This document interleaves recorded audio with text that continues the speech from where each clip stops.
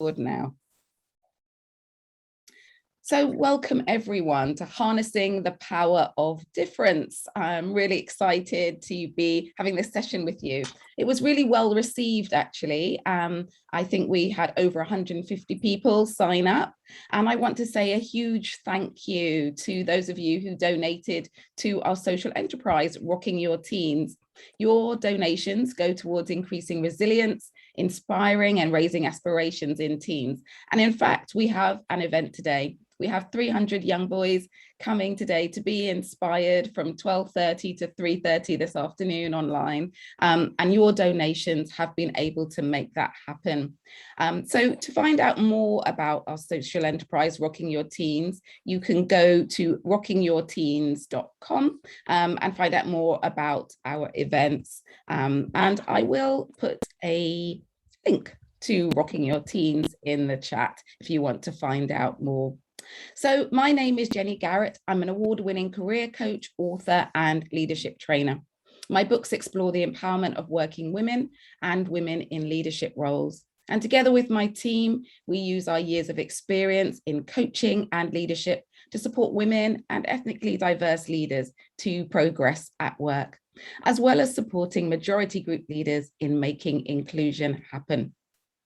So I was really interested in some research that I found from Henley Business School. They did some research on racial equity and found that businesses that took practical steps towards achieving genuine equity recorded 58% higher revenue than those who didn't.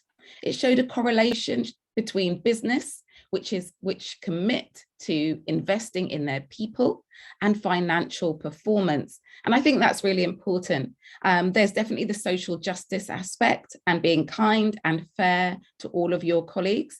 But there's also something about whether this makes a difference to your bottom line, to your competitiveness, to your survival as an organization. And it absolutely does.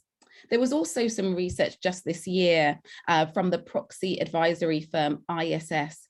They examined ethnic diversity on boards of Russell 3000 companies and found that the more diverse boards, those who had at least 3 directors that belonged to a minority ethnicity, outperformed their less diverse peers.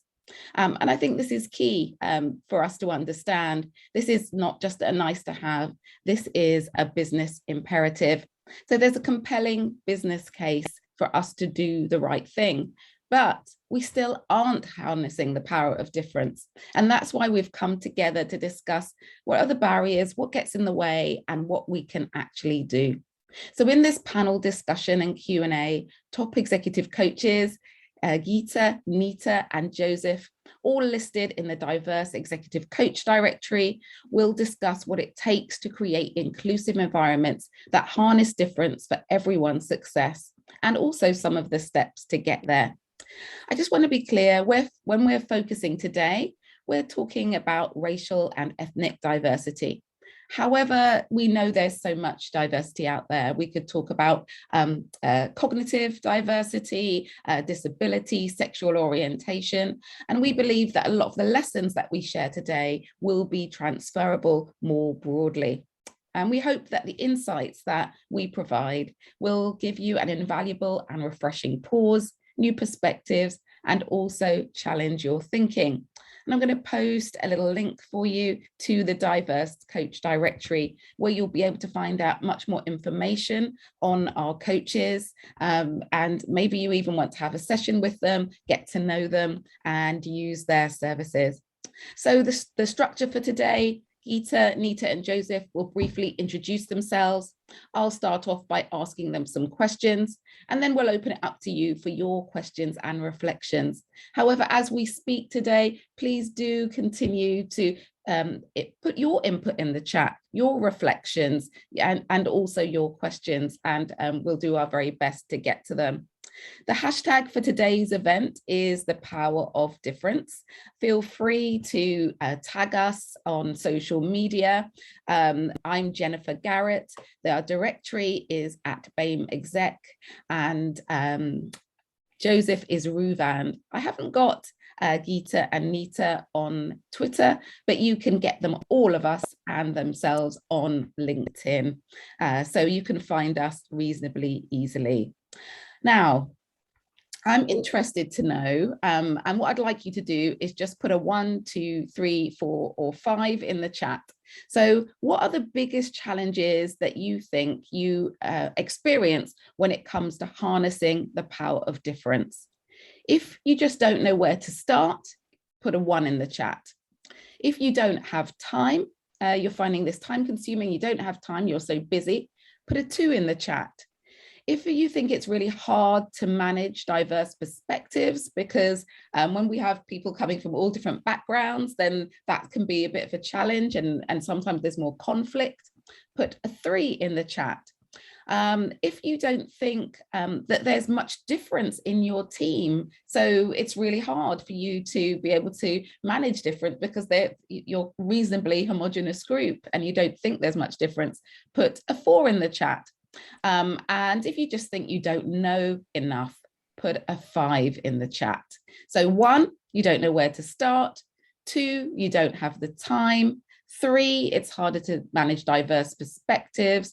4, there isn't much difference in your team. And 5, you just don't know enough. Let's see what comes up as the majority.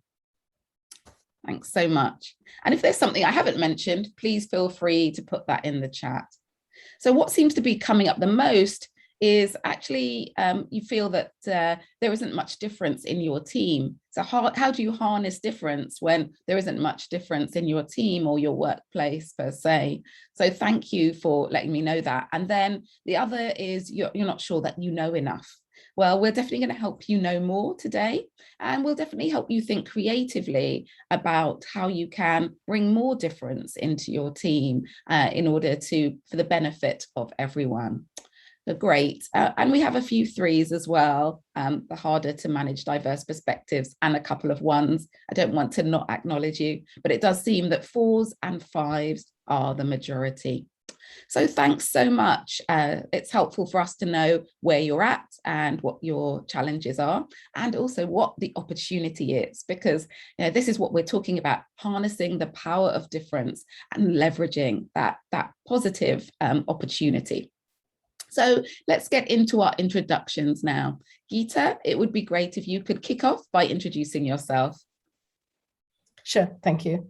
Hi, everyone. Good morning. I'm Geeta Ramachandran. I'm the director and founder of Powerfully Human Coaching and Consultancy Limited. I work with senior leaders as an executive and leadership coach, and I work within organizations to create culture change and agile transformation. I received the Woman of the Year Award in 2018 from The Telegraph, a Made a Difference Award from Acumen Commercial Insights in 2014, and other job excellence awards from Siemens and Bell Northern Research in the past. These awards showed me that the value we add as a coach in bringing about transformation, it means something to people and organizations. And that for me is a powerful message. I have originally a background from engineering. I became fascinated with psychology, transformation, and change. And I started working with people, trained as a professional coach, as a leadership circle certified coach. And this is where I am. And you can reach me on LinkedIn anytime. I work with leaders, and I believe that learning how to work at your highest potential makes you truly empowered. Thank you so much, Geeta. And Nita, please introduce yourself. Hi everyone. Good morning. Well, my work over the last 25 years really scopes around individual and organizational transformation. And the areas that I've kind of focused on is around diversity, equity and inclusion with coaching and leadership development.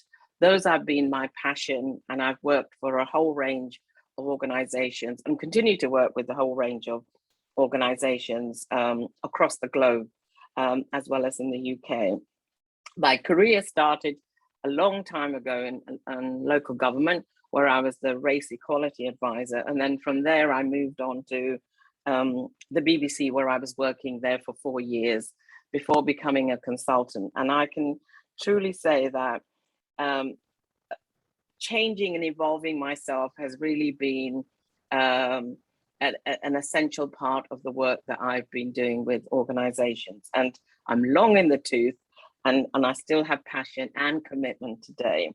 And one of the areas that I love doing with my coaching and consultancy is really enabling individuals to thrive. And one of the areas I'm really proud of is working with, as a board member for the British Science Association, on helping them with their DEI strategy.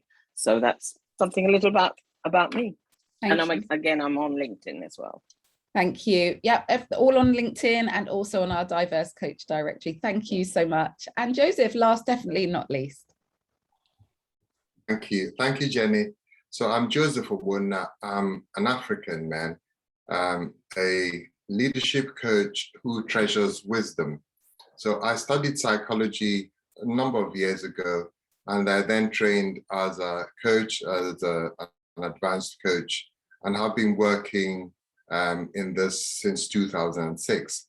I have, in my experience, been an entrepreneur, worked in organizations, as well as at the moment, I am a non-executive director, have about 18 years experience of that.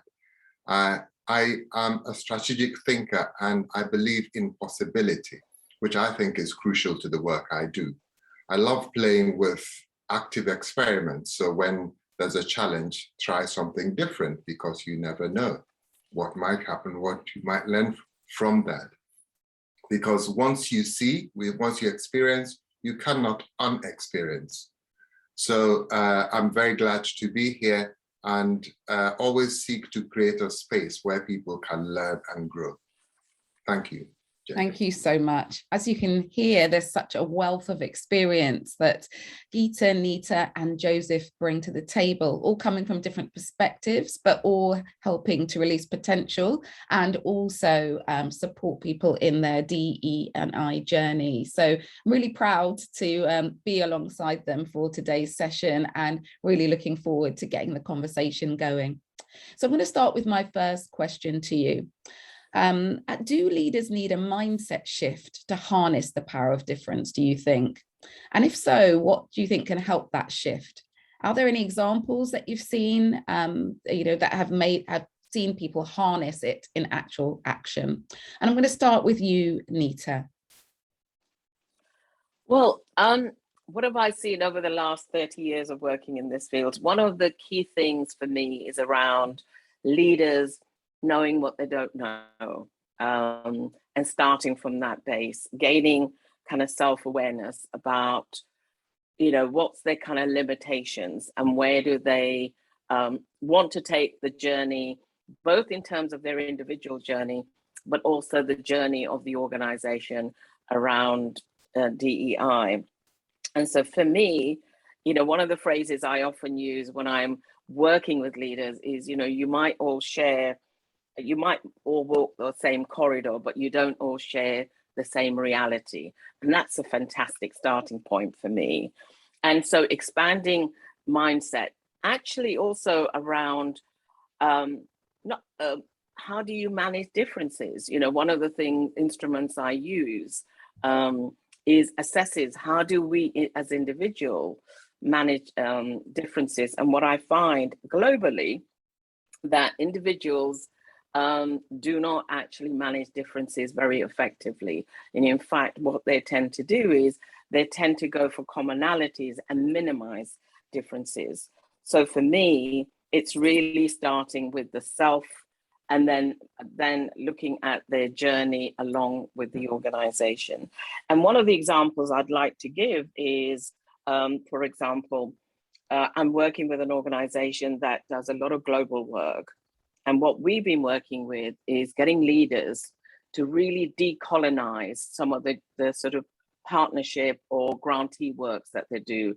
So they balance the power between the West and the East, or the Africa region, basically. And that's been a journey of discomfort for many of the leaders, because they're having to relinquish their own power and privileges in order to allow empowerment and differences to come through through the local processes in the areas that they're working for.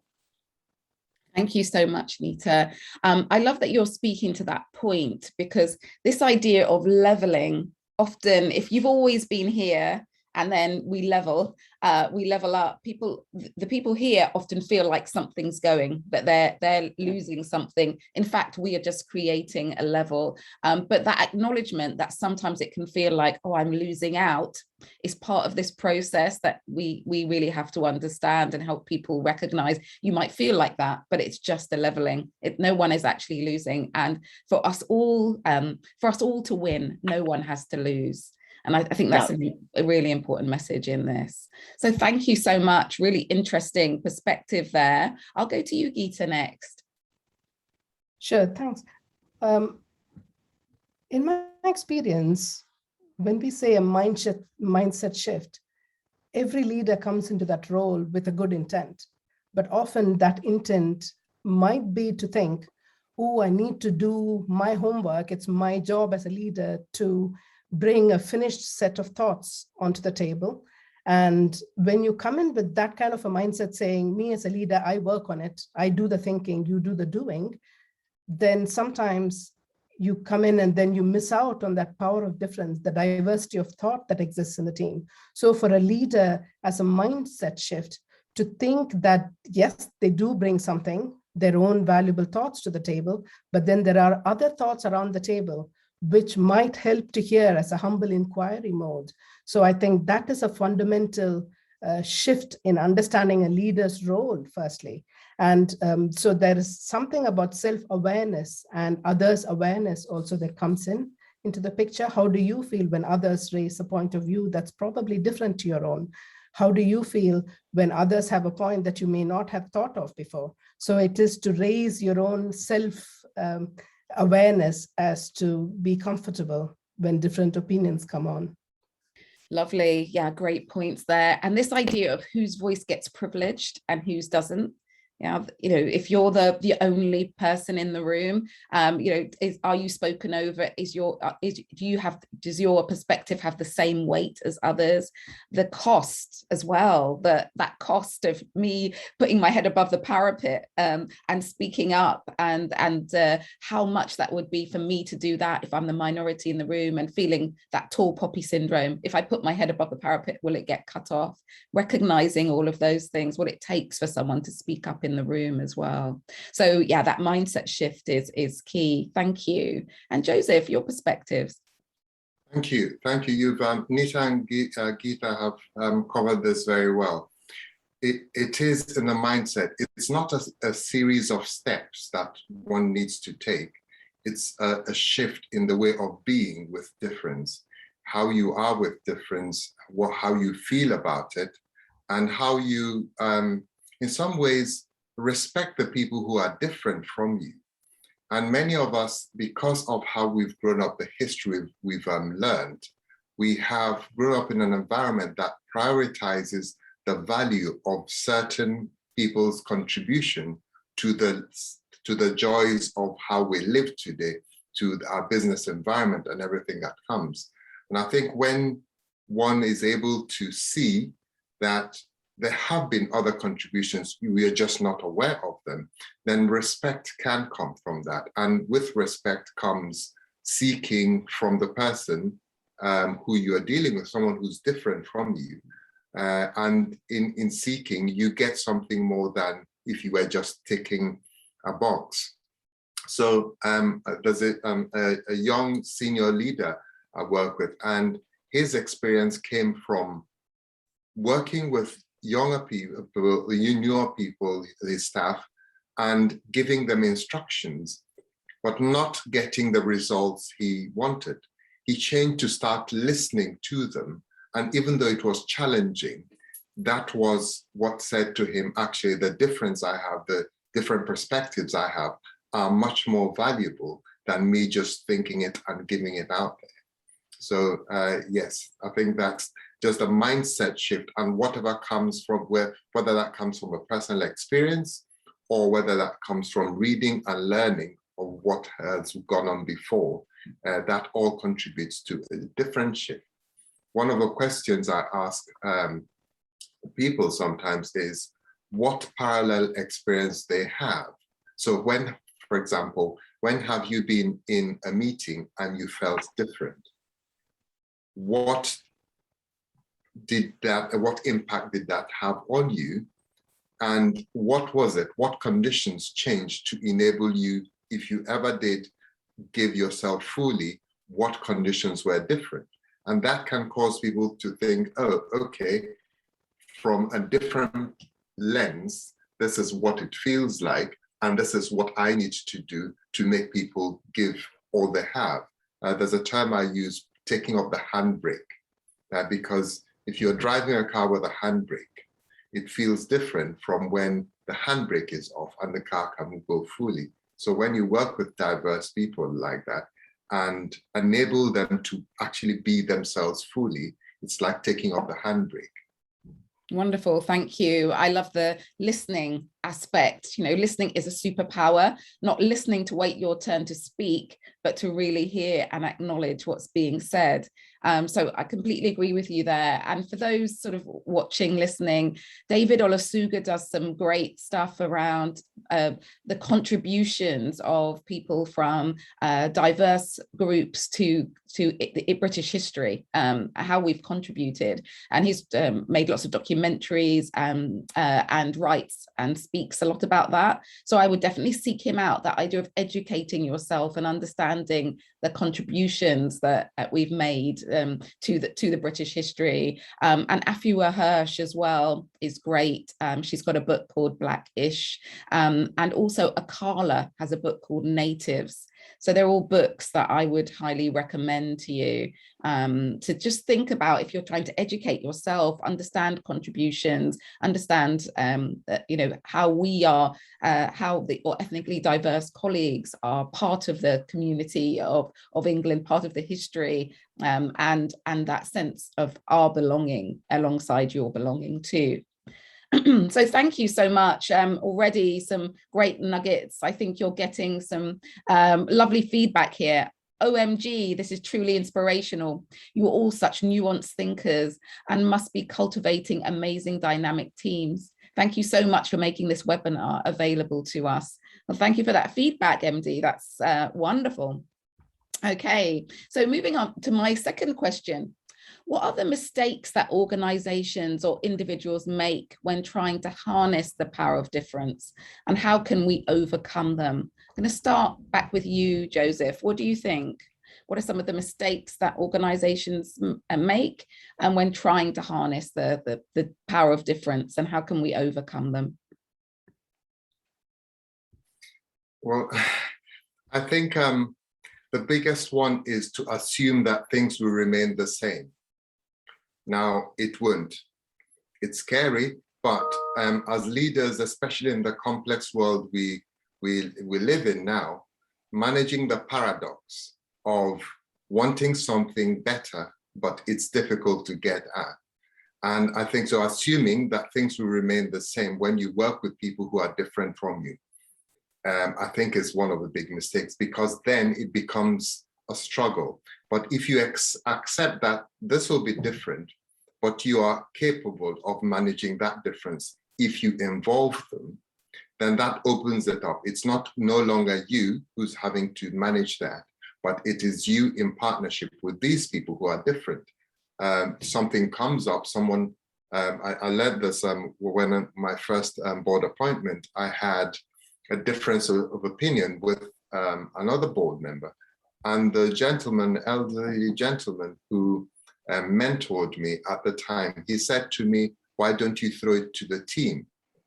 What do they think?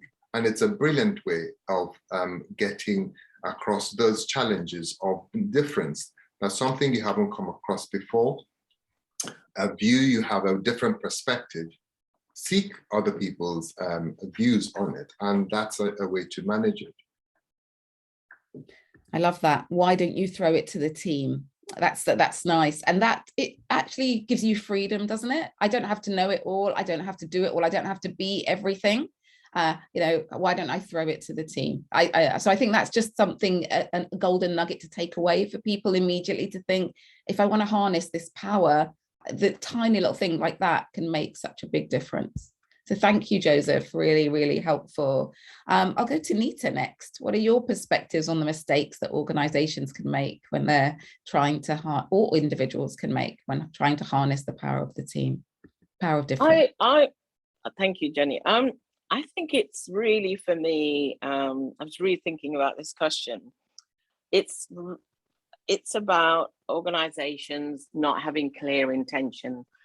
What's the impact of this? You know, what is it we're trying to do? And how does this harnessing the power of change, or power of difference, fits in with our own organizational goals, basically? So for me, at the organizational level, it has to be integrated as we're thinking about harnessing of power. What does that mean for us as an organization? So that's one, and actually having intentionality and in how we move forward with this. The other thing that I think mistakes organization and individuals make, just because they're embarking on a process, there are no quick fixes. You know, people think, well, we've got an intention, we're going to go for harnessing of differences. They think it's going to happen within 6 months, but it won't. It's a long process. It's a slow process, and I always say you have to go slow to go fast, basically. And so people need to have patience. People need to have, there's going to be roadblocks along the way. And not to be dissuaded when that happens, you know, because we will all make mistakes. And I think one of the powerful ways for organizations to really move sort of the power of difference is not to treat it as an initiative. It's not an initiative. It's the changing the whole organization as we move forward. And the same as an individual, we're part of a system.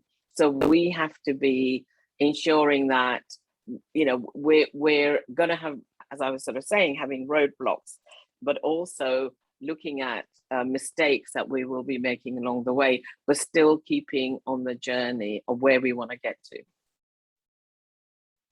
Wonderful. Really, it's not an initiative. That stands in my mind, you know, that sort of, we're not, this is not a little initiative. We do it for a few months, then we move on to the next initiative. This is embedded in the way we do things and an ongoing process. Thank you so much, Nita. And Geeta.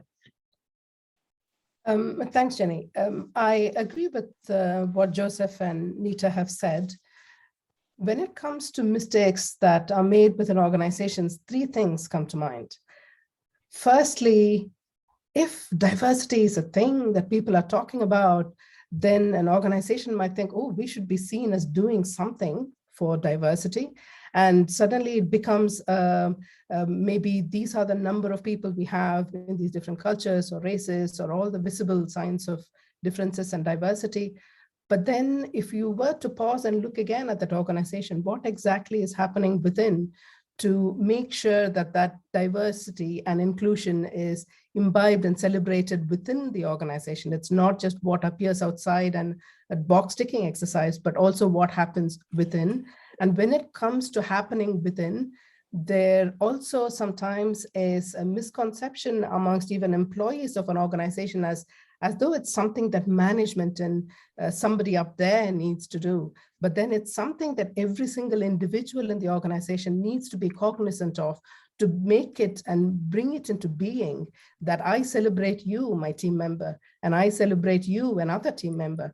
So to recognize and encourage and respect each other's views. And in an organization I'm working with currently, there is this strong emphasis on safety. And for safety, they have had to stop and listen to everybody. And that naturally brought into that culture, that culture of respect and listening to you. And when organizations do not have that innate culture built in, it might be a mistake just to say it's a box ticking exercise.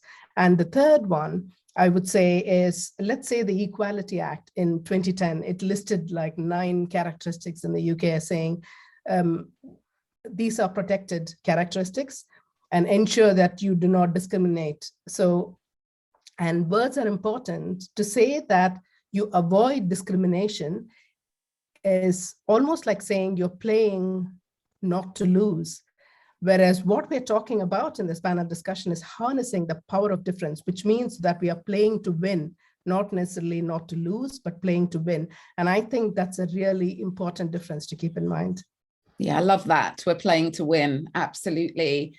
I think as I've been listening to you all, I've been thinking about, in terms of mistakes people make, is that, oh gosh, we need to have, as you said, maybe one person who's from the LGBT plus community, one person who's Black, one person who's from the South Asian community, and not recognizing what it feels like to be the only one for that person, not creating an environment of belonging, so that when the person arrives, they will feel like they belong somewhere, and not thinking about what needs to be in place to retain people as well. And I think it's thinking beyond the initial, we just need difference, to what do we need in terms of a culture, in order to help everyone thrive who comes here when they come. And actually, let's be tailored and let's think about what people need as well, instead of trying to do this one size fits all. So absolutely agree with all of your points. There's a lot to think about, but if it's just the way we do things, it becomes not an addition, it becomes just the way we do things. And I think that's really important. And to go through this process with sensitivity and empathy, to walk in other people's shoes, to hear where they're coming from, and to really try and appreciate and understand that as well. So Jenny, yes, just a quick point there. So everything you're saying is about having this, there's the safety, but courage and compassion is two words that come. And that is from everybody, including the people who are different, in the sense of if someone does make a mistake, or does something that that hurts you, basically, then correct that with compassion, so that it is something we are doing together. And I think that's the part of the safety that Geeta mentioned. All of us, we are doing this together. Thank you. Yeah, I completely agree. This idea of actually, can we be compassionate with each other? Is there space for us both to make mistakes on this journey to winning? And some of you might not be familiar with the term psychological safety, and I definitely would encourage you to look it up and think about what that means for you, because in terms of bringing creating this, harnessing this difference, we have to trust each other, and we have to create environments where we can be vulnerable, be open, and have enough trust that we are open to making those mistakes and hearing that difficult feedback, and sometimes apologizing and saying, please be patient with me, other times saying, I know I need to work, I need to do the extra work. So all of this is really key, and I think absolutely you will make some great points about that. So my final question for you before we open it up to the audience, and I have got one question already, but do be thinking about other questions you might want to ask, is apparently 76% of job seekers and employees say that a diverse workforce is an important factor when evaluating companies and job offers. And that's according to a Glassdoor survey.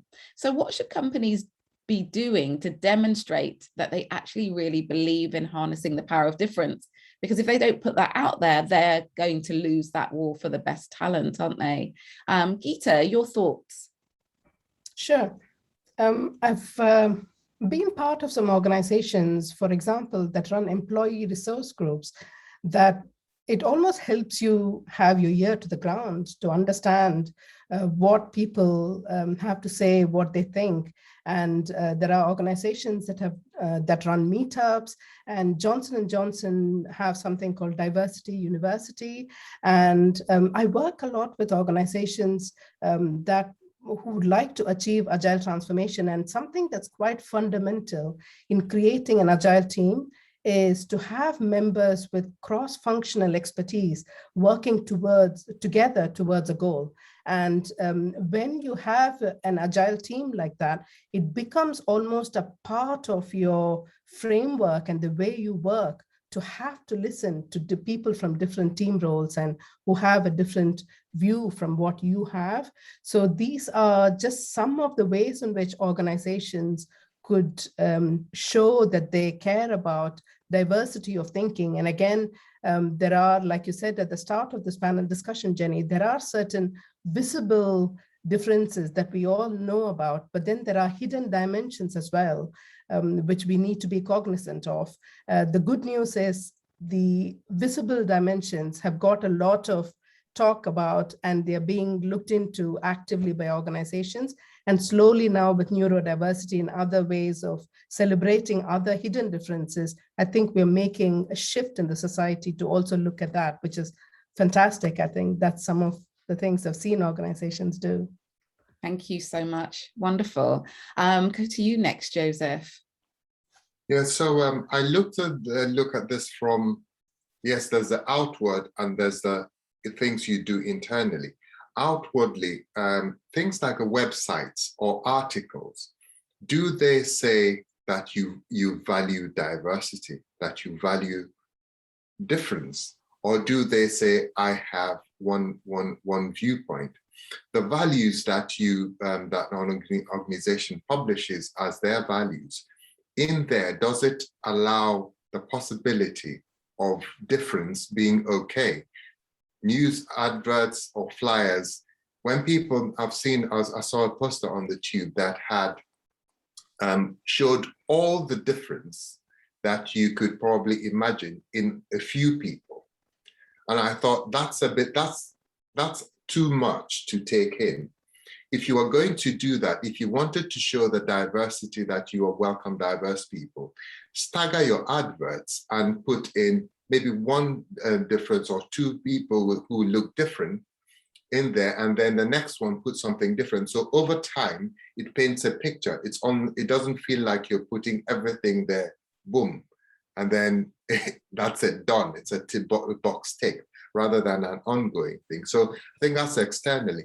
Internally, something I've heard do is, I've heard about and experienced with somebody who's working on it is, and the employee resource groups that Geeta mentioned, give them work to do, work that is valuable to the organization. So they're not just looking for taking care of themselves and settling in and belonging to the organization, but they are actually contributing. Perhaps as a project, a marketing project is what in HSBC they were doing, and they got the view of these the employee resource groups into that, and that helped the business. So, and when that happens successfully, and you make that visible, that's visible internally, but over time is also visible externally. If someone asks, what does it feel like to work in the company, the stories that will come out will be of value rather than of tick boxes. Yeah, and that's the worst thing to do, isn't it? This sort of performative, we let's put out lots of faces on a brochure, but let's not change anything internally, or let's do it short term rather than have this as a long-term process. So yeah, that being really careful about showing, being truly committed to this is really important. Thank you. And Nita. I want to build on what Geeta and Joseph have sort of said. I really do believe in the power of the external, face of an organization, because I do think organizations do have a responsibility in how they are packaging their sort of differences, harnessing the differences. And I think that some organizations have done really well over the years. And one of the examples that I would sort of say, when I first started working at the BBC, it was, people might think, oh, it hasn't changed enough, but I promise you it's changed enormously to when I was there in the early 90s, because it worked really hard at harnessing differences through different ways of outreach work, through different ways of positive action initiatives, through looking at the presenters that we see currently today on radio or television, they weren't there in the early 90s. So we did a lot of the groundwork in those days to look at representation on air, you know, and the image that the BBC has. It's probably not perfect, but it's a good example. But other examples that I've seen in organizations is having a clear talent strategy. And I remember working with a senior leader, and he sort of told his direct reports, it's not what you're doing, it's what you're not doing around the talent strategy that I want you to focus on. I want you to focus on widening the pool of potential employees we get.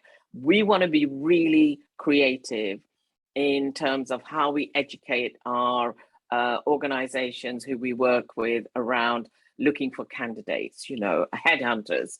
That's a big area for me. So, you know, in not so long ago, you know, I do a lot of recruitment around with headhunters, and you know, I throw my hand up in the air and think, where did these people come from? You know, but you have to educate, you know, all your different sources that you use to recruit and select talent. So a talent strategy is absolutely essential in terms of growing not only the talent that's coming in, but also growing the internal talent.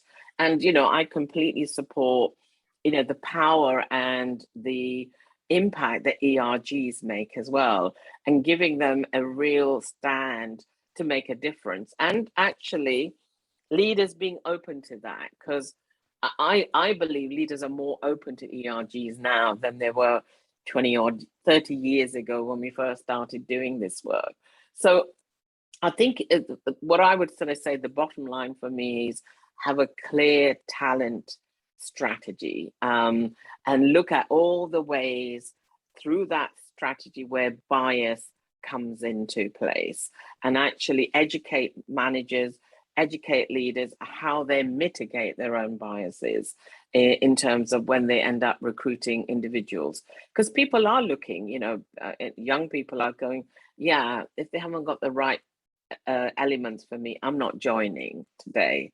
So I think for me, you know, talent is absolutely essential part of growing and harnessing differences.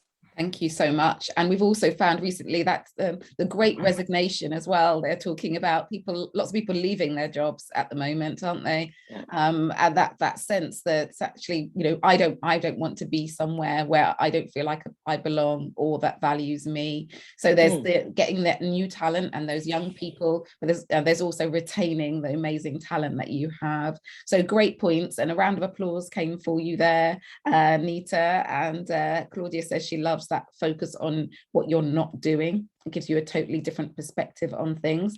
And Liz here is talking about the fact that she's educating herself at the moment. She's watching Empire State of Mind, and she's also looking at the British Empire influences today on Channel 4. So the fact that you can educate yourself without reading a book, there's lots of shows on TV, podcasts, even things on Netflix. So I want to go to a question that was asked by Efua, who unfortunately had to leave to go to a meeting, but she'll be able to watch the recording.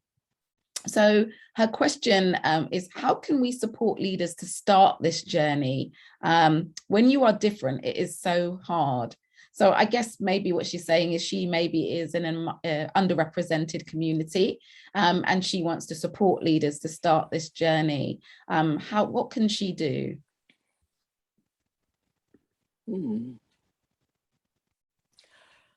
I think. Yes, go Nita. I was going to say, you know, maybe the first step is get a contract of agreement with the individual, how you're going to be working with them. I think that is a really a good starting point. You know, what's the expectations? You know, what is it? And actually come from a self position around you're adding value. You know, when I always go in, I think I don't know everything, but I do add value, and that's the kind of mindset that I have with my actual clients or my potential clients. So come from that place. And for me, the second part is, as I was saying, is what are the expectations, and what is realistic in terms of for me to do, because I don't want to set myself up for failure either. So for me, the early conversations in terms of helping an organization or an individual to navigate is getting absolute clarity on that, so we're all of us are on the same page. Fantastic, thank you. Any other thoughts? Yeah, I was thinking that it's like Nita was saying, it starts with a conversation, being able to have a conversation about that. So when a few years ago, there's a leader who I worked with, my boss used to ask me for opinions because he valued my left field view of things. Now, I didn't know what I know now, that I'm a strategic thinker, and that is where that comes from.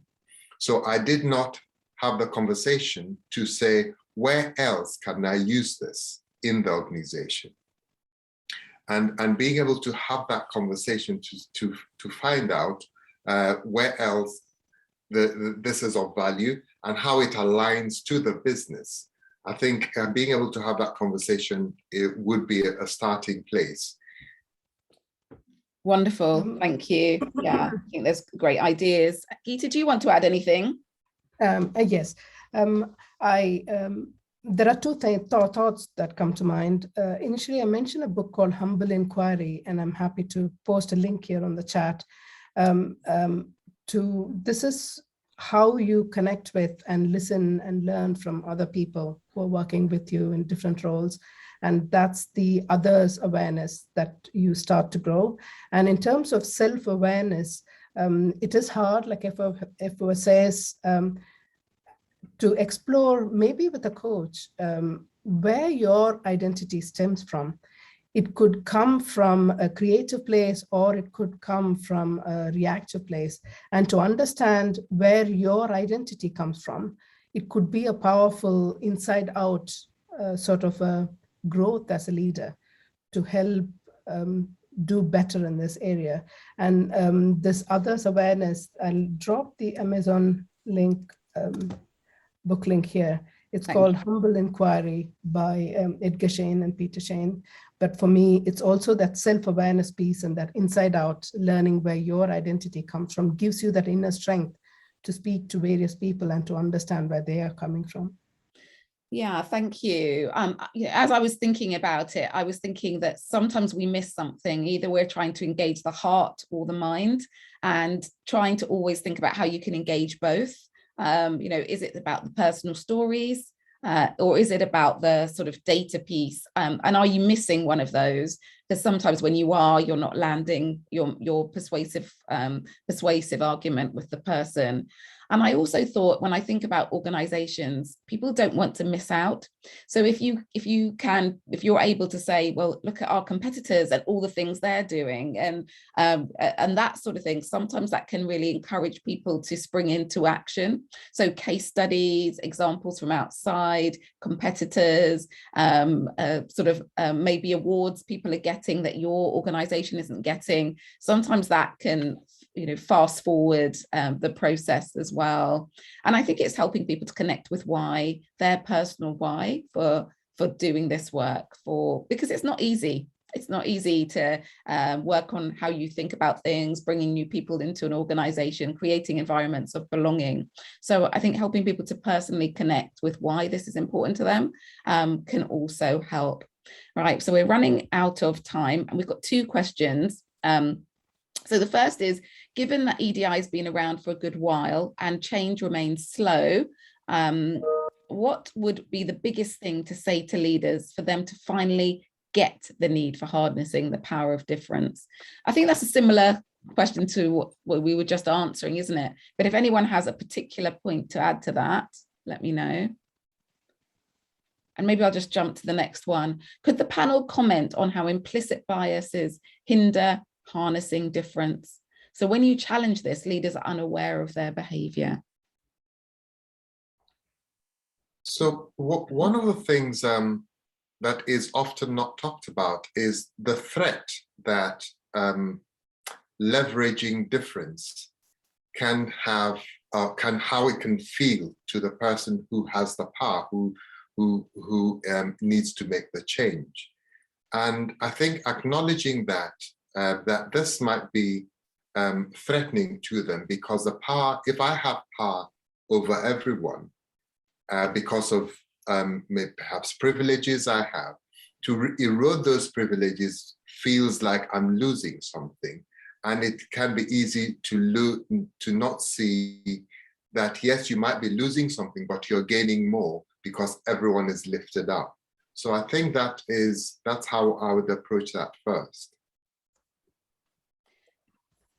I think that we cannot do this work. It's a starting point, it's not an end point, without doing work on ourselves around our own implicit biases, because we all have them. You know, we're all hardwired in our amygdala through stereotypes and assumptions that we have picked up growing up to collecting over the years. So I think that work is really important because it's important in terms of how we make decisions, how we interact with people. And if we don't have that awareness, then we're doing what we're always doing. So, so mitigating our own implicit biases. And someone, you know, I come across my biases all the time, and I think, God, where did that come from? You know, so it's a continual work. It's the work that I think is essential. It's not the end of it all. I think there's a lot more actions, structural work, process work that we need to do to mitigate against bias in organization.